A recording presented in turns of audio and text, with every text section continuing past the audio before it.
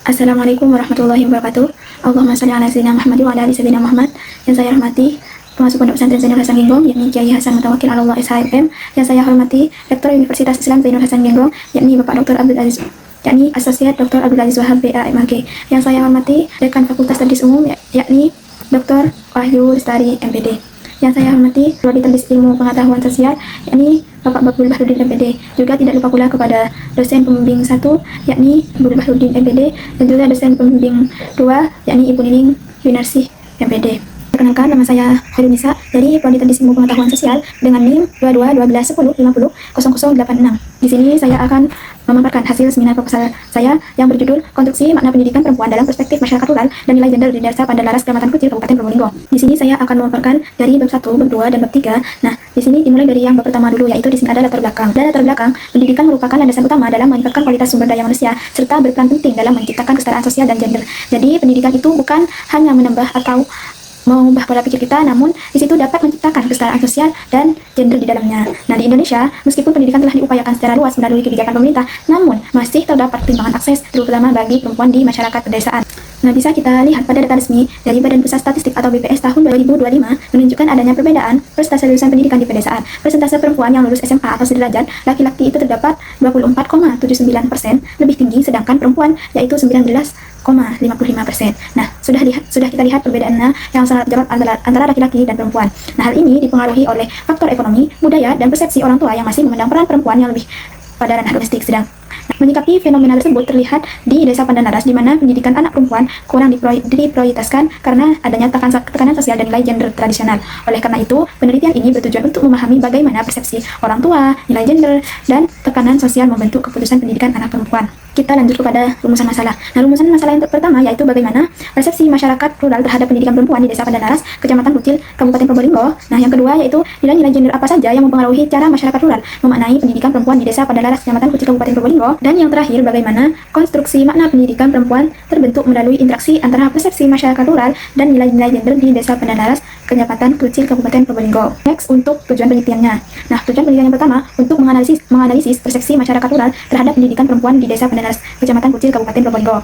Nah, yang kedua untuk menganalisis nilai-nilai gender apa saja yang mempengaruhi cara masyarakat rural memaknai pendidikan perempuan di Desa Pandalaras, Kecamatan Kucil, Kabupaten Probolinggo. Dan yang ketiga untuk menganalisis konstruksi makna pendidikan perempuan terbentuk melalui interaksi antara persepsi masyarakat rural dan nilai-nilai gender di Desa Pandalaras, Kecamatan Kucil, Kabupaten Probolinggo.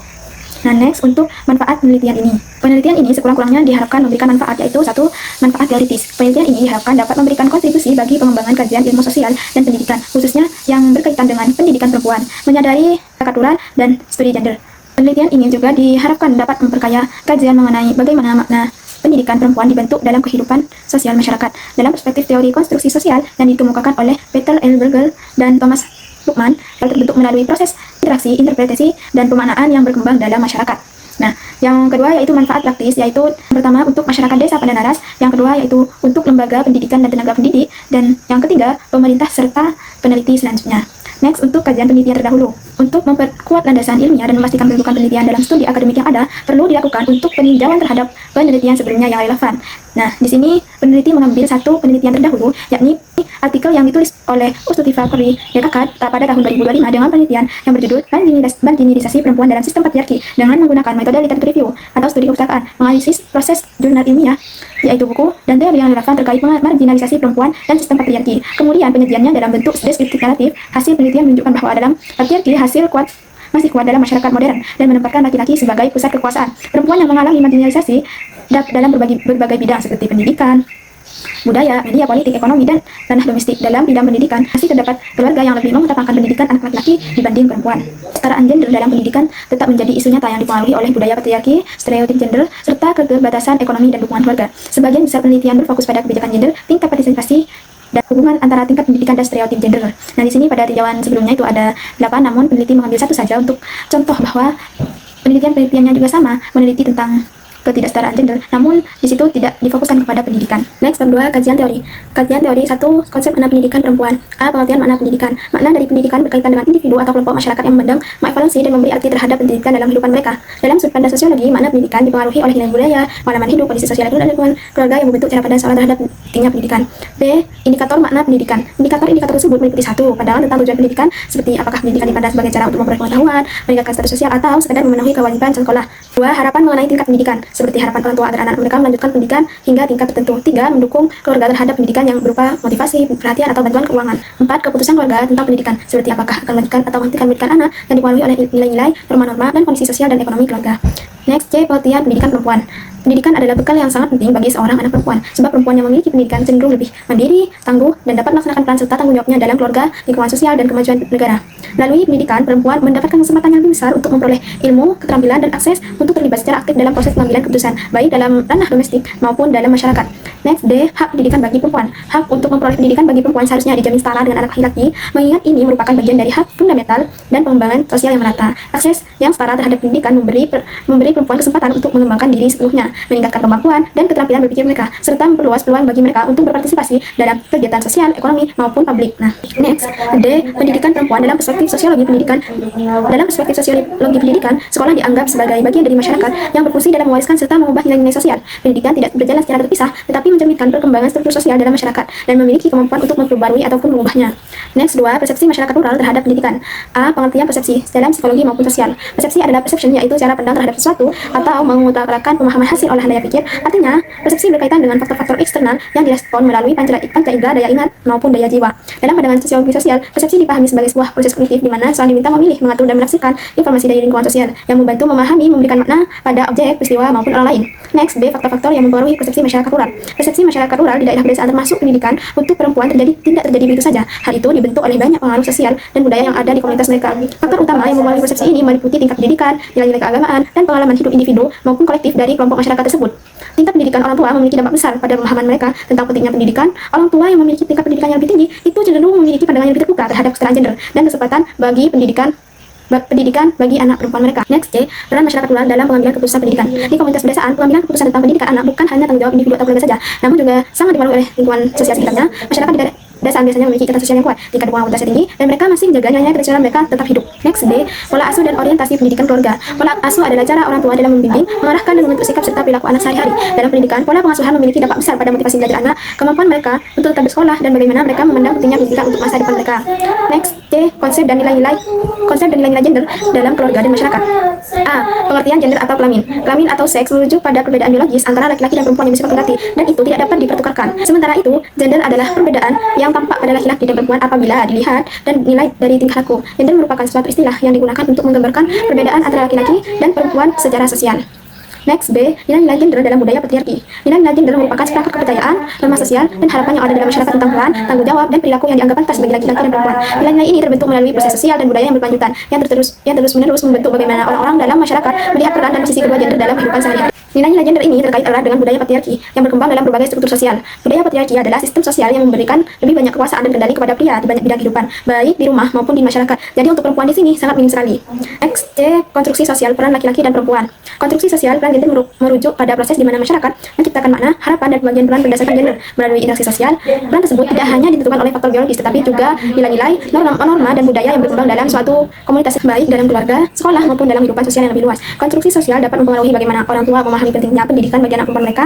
Jika peran perempuan hanya sebatas kehidupan rumah, maka pendidikan tinggi seringkali tidak dianggap sebagai kebutuhan utama. Next, D. Bias gender dalam akses pendidikan. Bias gender dalam akses pendidikan mengacu pada perlakuan, peluang, atau prioritas yang berbeda yang diberikan kepada laki-laki dan perempuan dalam hal menerima layanan pendidikan. Bias ini tidak terlalu terlihat jelas, tetapi sering muncul melalui keputusan keluarga, aturan tertulis, atau norma sosial yang menganggap pendidikan anak laki-laki lebih penting daripada anak perempuan. Next, 4. Teori konstruksi sosial Peter L. Berger dan Thomas Huckman.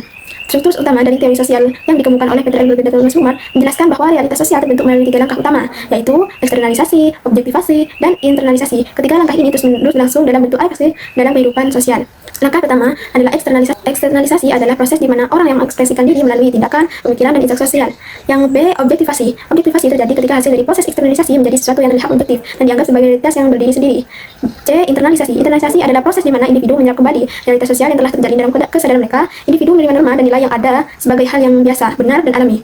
Jadi menurut Peter L. Berger dan Thomas Hoffman, masyarakat adalah hasil dari ciptaan manusia, tetapi pada saat yang sama manusia juga dibentuk oleh masyarakat melalui proses sosial yang berkelanjutan.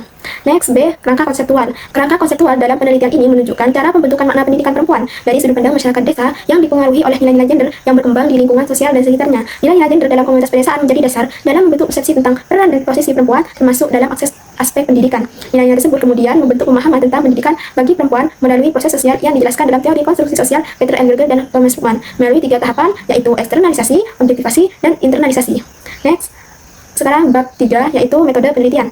A. Pendekatan dan jenis penelitian. Penelitian ini menggunakan pendekatan kualitatif deskriptif dengan jenis studi kasus. Metode kualitatif dipilih karena tujuan penelitian ini adalah untuk menggali secara mendalam fenomena sosial yang ada dalam masyarakat, terutama berkaitan dengan pembentukan makna pendidikan bagi perempuan dan nilai-nilai gender dalam konteks kehidupan di desa. Next, B. Kehadiran peneliti. Penelitian ini berada dalam paradigma interpretif dengan dasar konstruktivisme sosial. Pendekatan ini menganggap bahwa kenyataan sosial bukanlah sesuatu yang objektif dan tetap, melainkan terbentuk melalui interaksi sosial dan penafsiran antara individu dalam masyarakat. Dalam penelitian ini, peneliti hadir secara langsung di Desa Pandalaras, Kecamatan Kucing, Kabupaten Probolinggo untuk mengumpulkan data terkait konstruksi makna pendidikan perempuan dari perspektif masyarakat pedesaan, serta nilai-nilai gender yang berkembang di masyarakat setempat. Peneliti mengunjungi lokasi penelitian untuk lebih memahami faktor-faktor sosial, budaya, dan gaya hidup yang mempengaruhi pandangan masyarakat terhadap pendidikan perempuan. Next, C. Data dan sumber data penelitian. Informasi yang dikumpulkan mencakup rincian tentang pendapat masyarakat mengenai pendidikan perempuan, nilai-nilai gender yang ada dalam lingkungan keluarga dan masyarakat, serta praktik-praktik yang terlibat dalam pengambilan keputusan tentang pendidikan anak perempuan di Desa Pandalaras. Untuk memperoleh informasi tersebut, terdapat informan penelitian. Dalam menentukan informan penelitian, peneliti menggunakan teknik purposive sampling, yaitu pemilihan informan secara sengaja berdasarkan kriteria tertentu yang relevan dengan fokus penelitian. Teknik ini digunakan agar informan yang dipilih benar-benar memiliki pengetahuan, pengalaman, atau keterlibatan langsung dalam praktek sosial kaitan dengan pendidikan perempuan di masyarakat. Informan dalam penelitian ini terdiri dari informan utama dan informan pendukung. Fenomena yang diamati dalam penelitian ini berkaitan dengan makna pendidikan perempuan dalam kehidupan masyarakat pedesaan. Peneliti juga mengamati praktik sosial di masyarakat yang berkaitan dengan dukungan atau hambatan terhadap pendidikan perempuan, seperti sikap orang tua terhadap pendidikan anak perempuan, pembagian peran antara laki-laki dan perempuan dalam keluarga, ataupun adat istiadat norma sosial di masyarakat mengenai pendidikan perempuan. Next, D. Teknik pengumpulan data. Teknik pengumpulan data yang digunakan dalam penelitian ini yaitu diantaranya menggunakan observasi, wawancara mendalam atau interview, dan dokumentasi. Next, C. Teknik analisis data. Teknik analisis data yang digunakan dalam penelitian ini menggunakan model analisis interaktif yang dikembangkan oleh Matthew B. Mills, A. Michelle Huberman, dan Johnny Saldana. Model ini dipilih karena sesuai dengan karakteristik penelitian kualitatif yang menekankan bahwa proses analisis data bersifat berkelanjutan dan interaktif, terjadi di seluruh tahapan, mulai dari pengumpulan data hingga penarikan kesimpulan penelitian. Model analisis interaktif ini mencakup beberapa rangka tahapan, yaitu saling berkaitan, yaitu pengumpulan data, kondisi data, penyajian data, dan penarikan kesimpulan dan verifikasi. Next, F. Pengecekan absahan temuan. Pengecekan absahan data dalam penelitian ini dilakukan melalui triangulasi sumber, triangulasi teknik, dan triangulasi teori guna menjamin kredibilitas serta ketepatan temuan penelitian. Triangulasi sumber dilakukan dengan membandingkan informasi yang dikumpulkan dari berbagai informan yang memiliki latar belakang berbeda. Selanjutnya, triangulasi teknik dilakukan dengan membandingkan data yang diperoleh melalui beberapa metode pengumpulan data, yaitu observasi, wawancara, dan dokumentasi. Serta untuk triangulasi teori dilakukan dengan membandingkan temuan penelitian dengan teori-teori yang relevan, khususnya teori konstruksi sosial yang dikemukakan oleh Peter L. Berger dan Thomas Hoffman. Dengan menggunakan pendekatan ini, temuan penelitian dianalisis untuk memahami bagaimana makna pendidikan perempuan terbentuk melalui interaksi sosial, pengalaman, dan nilai-nilai yang berkembang dalam masyarakat. Mungkin itu saja yang bisa saya sampaikan pada presentasi kali ini. Saya akhiri. Assalamualaikum warahmatullahi wabarakatuh.